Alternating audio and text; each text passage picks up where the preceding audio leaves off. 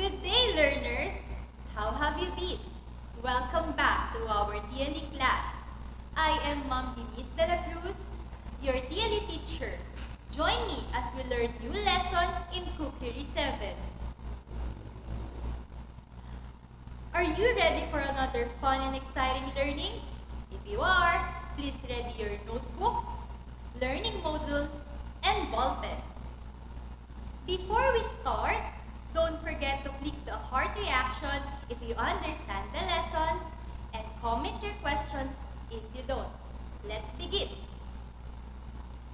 For today's objectives, let us first identify the different hazards and risks in the kitchen.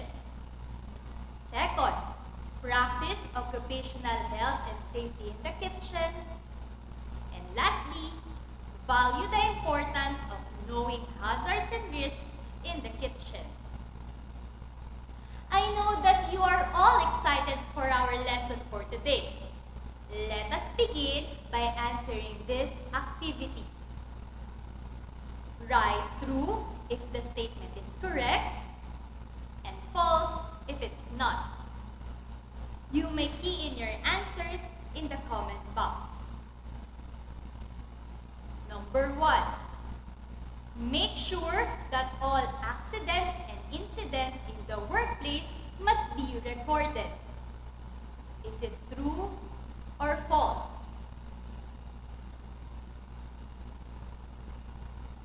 Very good! The answer is true. Next one. If loads must be manually lifted, ensure they are carried by at least 2 people and that training in lifting techniques is provided.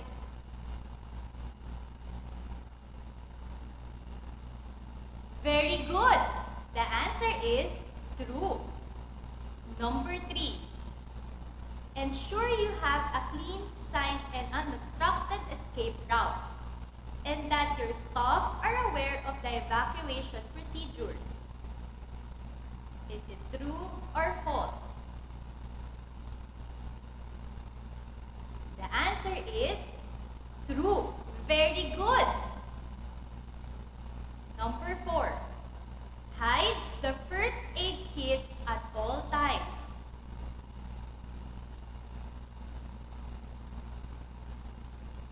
The answer is false. And number 5. Put large amount of money in the cash register overnight and leave the drawer open.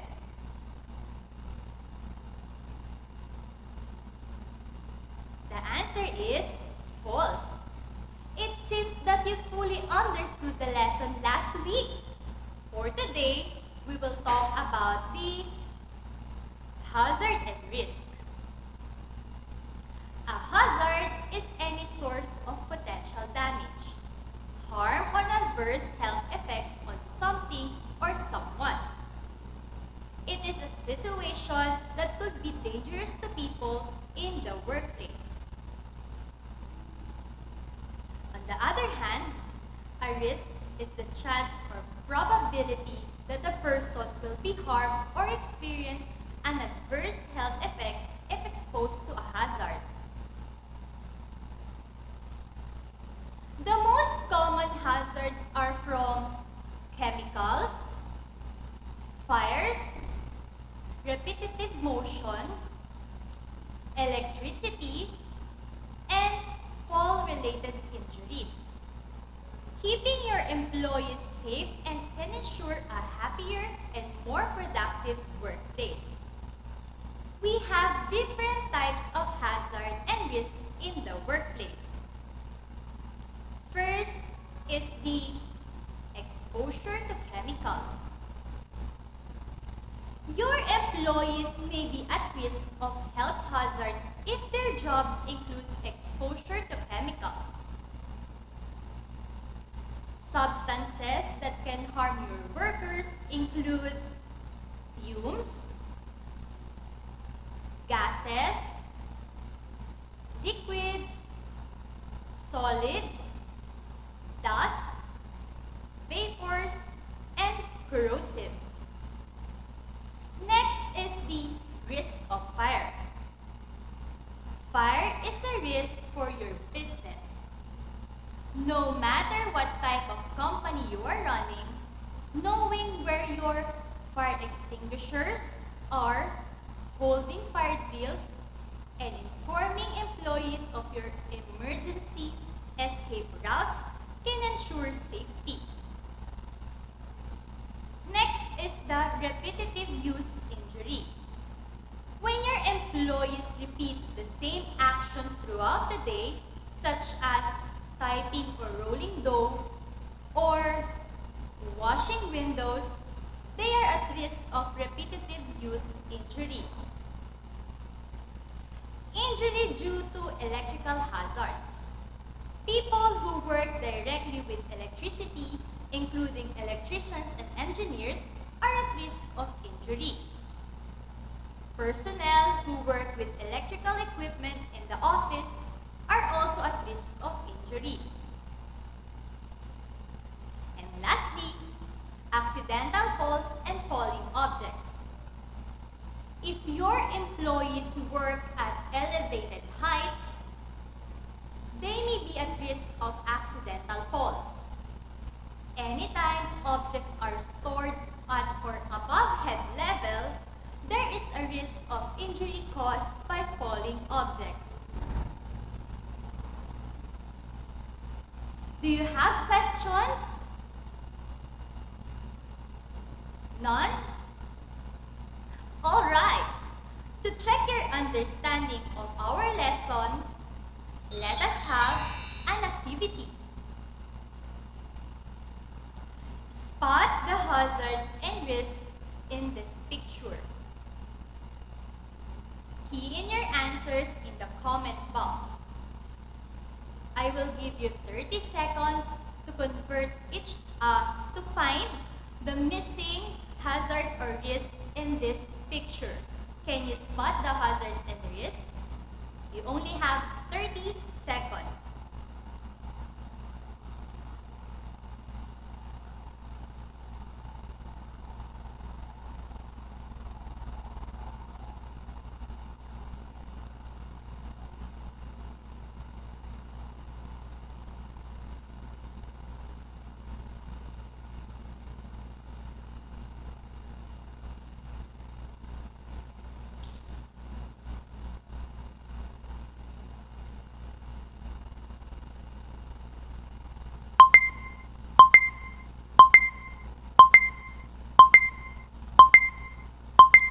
Were you able to spot the oven door open? Unwashed dishes on the edge?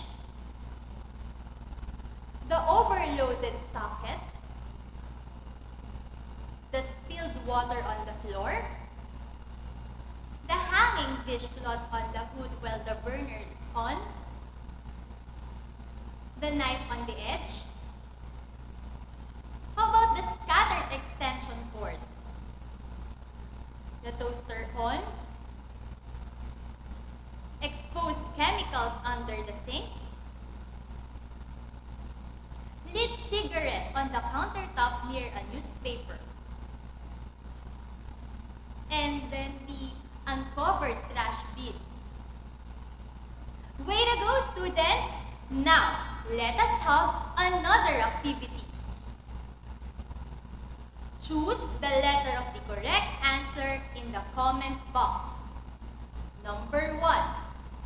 What is an example of safe behavior at the workplace?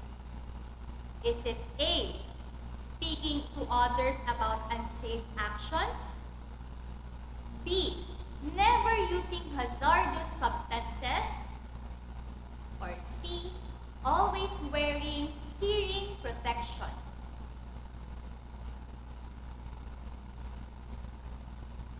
Great job!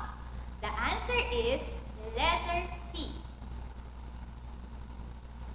Which of the following is the definition of hazard?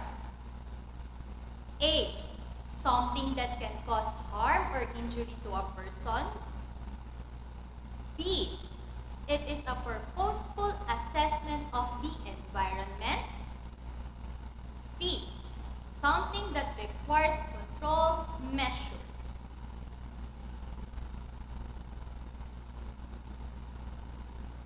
Excellent! The answer is letter A. Number 3. What is a risk? Is it A? It is a management of the environment. B. It is a probability of an accident happen. Or C. The likelihood of someone being harmed or injured as a result of hazard.